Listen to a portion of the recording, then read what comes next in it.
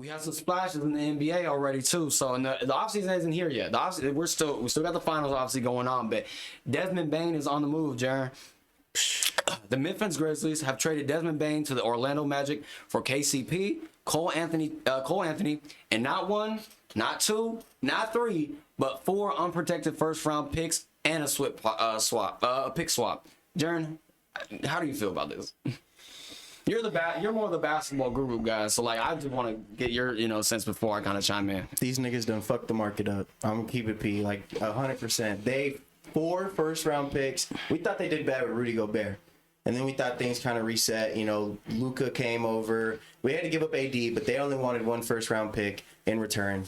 This, like, when you got guys like KD on the move, possibly Giannis, Jonathan Kuminga, all these guys who might be moving around, and this is the first major trade we get, it fucks the market up.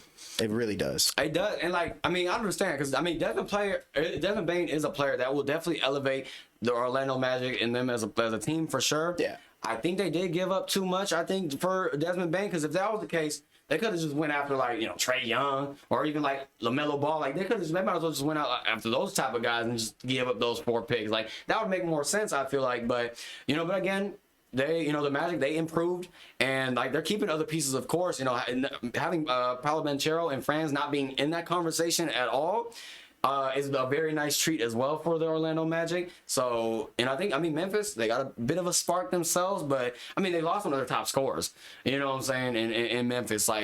Kel Anthony, he can be a real solid player for them if he's healthy. He could definitely, I don't know if he can get them, the 20 points a game that, that Desmond Bane was giving them. But he definitely, if he can stay healthy, I can see him, definitely being a huge contributor for them. KCP is a real, a veteran guy who it brings a lot to the locker room. I feel like he's a good locker room presence, especially with Ja being over there for sure. So, I think he can probably keep Ja in line in a sense, you know what I'm saying? Well, He don't know. He don't know about KCP. Yo. My nigga KCP, when he was with the Lakers, was not allowed to leave California. Wasn't it like a gun charge? Yeah, it was a gun. Whoa! Yeah, Whoa. he caught a gun charge. They allowed him to travel within California. He had an ankle there are monitor. pictures of him playing basketball with an ankle monitor on. That's a real nigga right there. Oh, shit. So That shit gets bad, actually. So it might not be the best. okay, maybe it's not. Actually, now that I think about it, maybe it's not. Now that I think about it, but looking at this, Jaron, do you think? So did Orlando just make themselves a true contender now in the East? Fuck no. I think Memphis genuinely fleeced. I get it. It makes them better. They're gonna be better. I was talking about this with my dad. I was like, they're better, but they're not a finals run better. They're past the first round better. They won't be a 7 or 8 seed this next upcoming year if everyone stays healthy. That's for sure. But they're definitely. You took away some of the depth. Cole Anthony. I think Jet Howard went too. I think it was 3 total players, wasn't it? I think so. Jet Howard isn't the biggest contributor, but still. And then KCP. Those are 2 guys who can hit a lot of shots. You take away from your depth, and then you take away all your first round picks for how many years? I think how many did they have? I think Orlando's pretty deep with picks themselves too. So I think I think their next 4 years, and also a pick swap. So it's they gave up. I think they gave up a lot in that sense for this a player like Desmond Bane. But do you think it's kind of warranted maybe that Desmond Bane was this wanted at least for Orlando Magic? Because maybe this is the guy they needed. So, hey, sometimes, it's all psychological, Sometimes these guys just need to feel believed in. They need to feel like someone cares about them. I know it sounds cliche, but that shit's, it's real, the fact that they gave up 5 first-round picks, 4 first-round picks and a pick swap, the fact that they gave that up, may, inflate him a little bit to feel like, okay, I'm worth more than I thought I was, maybe, and now I'm, put some more confidence, instill more confidence in him to, hoop better. But no, it wasn't worth it. That's for shit sure. Now that we think about it, with all this happening, I don't know, and there's been kind of speculations here and there. Now, is Jaren Jackson Jr. or John Morant on the way out now as well? Because it seems like they're just kind of seems like they're blowing it up. It seems like over there in Memphis. If I have them, Ja isn't the most consistently healthy player these last couple years. I'd move on from him too. You probably can get shit. If Desmond Bane gets you 4, John Morant should get you 3 or 4 too. I mean, from the right team that has the picks and is willing to give it up. But I mean, I would, yeah. I mean, Project Thunder, just fuck it, do it. Can I say something too? Go ahead. I kind of think it's a win-win. Ooh. It's 4 first-round picks. Yes, it's a lot, but they kept Jalen Suggs, they kept Paolo, they kept Franz together. They have a good center right now. I don't know if he's going to stay or not. Goga, he's pretty decent. And then they added a 20-point scorer who was clearly not going to be a part of the future for Memphis. He was going to be on the move regardless. I don't know about Jaren Jackson Jr. or whatever. But, I mean, if Orlando is – because of the injuries that happened in Orlando, you kind of saw that they got off course a little bit. Yeah. But if they were healthy, if both of them didn't tear their fucking ab – like at different parts, they would have probably went pretty far in the East. So, I mean, dude, oh my God, an Orlando versus Indiana series, both healthy, that would have been a mouthful. So, What? so I think it's kind of fair because they get the next 3-4 years of Desmond Bane, 20-point scorer, and then like Jaren said, it kind of inflates his ego a little bit. Oh, I'm worth 4 first-round picks. Let me make sure that they know that I can hoop. For 4 first-round picks, I better be worth it. So maybe in his head, I mean, I don't know what kind of player, what kind of like mentality he has when he's playing.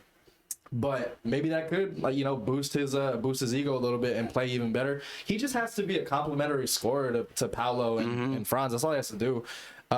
Whereas he was kind of like a primary scorer on the Grizzlies. So maybe he doesn't have to do that. He can just chill. He can just hoop, get his 18, 20 points, and I think it would be worth it because the Orlando Magic are already well on their way to being competitors in the East for the next like upcoming years. So those 4 first-round picks, you're really not even gonna. I don't think unless someone is fucking like generational talent. There's like, a 15-year-old out there right now. There's a 15-year-old out there right now that we could probably be overlooking, and maybe in hindsight, because hindsight is 2020. Maybe in hindsight, in 4 years, we're gonna say it's a bad pick. But right now, if you're trying to win right now, which the Orlando Magic are trying to do, I think Desmond Bane being a 20-point scorer. That's a pretty good haul. And I think, like you said, I mean, I think that takes off a lot of pressure now off of Paolo and off of Franz Wagner as well. Like, it takes a lot of pressure. And now, you know, you mentioned it because that confidence and maybe, you know, it's going to boost his morale. I think, you know, it's the same thing that happened with Shea. When Shea got traded, like, I think that kind of boosted his, you know, his morale too when he went from the Clippers to the to the Thunder. But he also was thinking, you traded me for that guy for Paul George. No disrespect to Paul like George, but like, yeah, like, you know, but it's like you're thinking it like in that sense, like, you know, you traded me for this, like you traded me for like a potential 15-year-old that might, you know, be better than me maybe down the line or something like that. So, OKC still has those picks. Yeah. So yeah, it kind of did win for them. Yeah. So, but yeah, like Desmond Bane goes in there, he really does not have to do much because they already know that he's a 20-point scorer. If he underperforms, that's fine because Paolo, he's gonna be complimentary to an already on their way team to I would say at least the Eastern Conference Finals next year. Ooh, yeah. I mean, I can see them, you know, definitely doing a deep run like that too. Like I said, now they have all those pieces now over there. And again with Memphis, I personally think they might just blow it all up. I think John Morant might be on his way out. I mean, it's crazy now that we think about it. Like, if John's not healthy, this is who you're looking at. You know, you're looking at Jaren Jackson Jr. and Zach Edey. That is not exciting. That's not exciting basketball to watch. I don't think. You know. What about Utah? All right, no Utah love. My fault. I mean, Yuki, bro. Yuki. I know that was Utah. Utah Watanabe is the tall Asian dude. Oh, we'll see. Together. Racism. But my fault. That is kind of crazy. I'm not gonna lie. That's kind of crazy. Wait. But again, like, I mean, just think about it though. Like, you know, like, Memphis is already a small market. Like, and their fans aren't gonna be filling up those stands, going to watch Zach Edey and Jaren Jackson Jr.